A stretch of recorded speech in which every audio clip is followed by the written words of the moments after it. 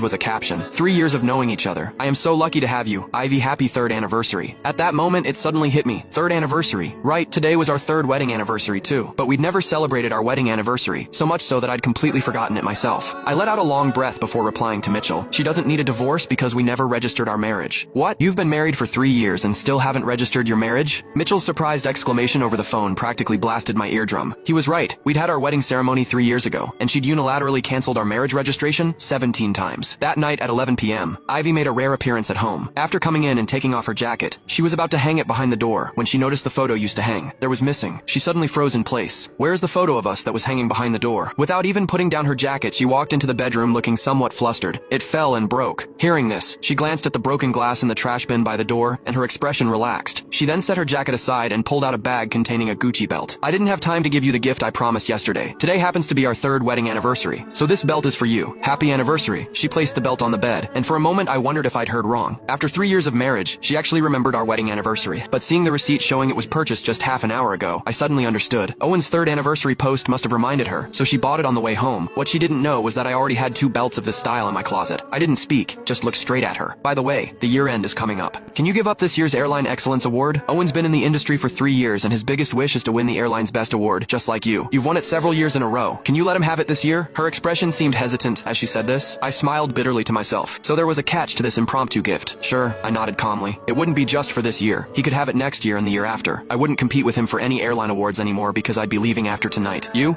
are okay with that? Perhaps my decisive response surprised her. Ivy kept glancing at me from the corner of her eye, then couldn't help but speak again. Owen is my apprentice, so it is natural for me to look after him. Besides, you are my husband, so this is the right thing to do. By the way, I am not flying tomorrow. Let's go to City Hall in the morning and finally get our marriage certificate. I didn't say anything. She seemed to suddenly remember I'd been packing my luggage today. After a pause, she asked in a softer voice, I almost forgot, don't you have a flight tomorrow? What time? 3 p.m. I looked at her, preparing to use this last chance to tell her I was leaving, but before I could continue, her phone rang again. It was Owen calling. A weak voice came through. He'd sprained his ankle and couldn't get around on his own. He was calling Ivy for help. After hanging up, Ivy looked at me somewhat guiltily. Owen's in a bit of trouble. He can't handle it alone, so I might need to go over. She said this almost tentatively, as if asking for my approval. I held back what I wanted to say, forced a smile, and nodded. It is fine. You should go. She seemed relieved by what I said. She immediately stood up and said before leaving, your flight's at 3 p.m., so there is time. We'll go to City Hall at 10 a.m. Don't worry. I'll be there no matter what happens this time. I couldn't help but smile bitterly. In the end, she still hadn't given me the chance to break up with her face to face. The next morning, I finished packing and headed straight to the airport instead of City Hall. By noon, I still hadn't received a call from Ivy asking why I wasn't there. It wasn't until the afternoon, when I was about to board, that I got a message from her. Sorry, Owen wasn't feeling well today. I just got done taking him to the hospital. I couldn't make it to City Hall today. I'll go with you first thing when you get back from this trip. Looking at this message, I felt nothing inside. As expected, she